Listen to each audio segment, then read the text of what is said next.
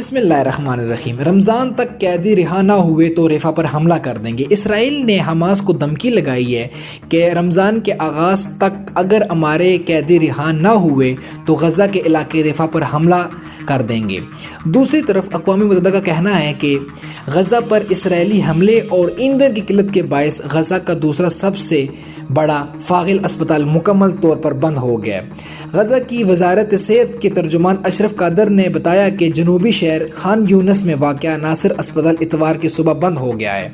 غزہ میں تباہ حال صحت کے نظام کو یہ تازہ ترین دھچکا اس وقت لگا ہے جب اسرائیل جنوبی شہر رفح پر حملے کی تیاری کر رہا ہے، جہاں اب 10 لاکھ سے زیادہ بے گھر فلسطینی برے حال میں رہ رہے ہیں۔ غزہ محکمہ صحت کے حکام کا کہنا ہے کہ 7 اکتوبر سے شروع ہونے والا اسرائیلی جارحیت میں اب تک 28,985 افراد جان سے جا چکے ہیں، جن میں اکثریت عام شہری ہیں۔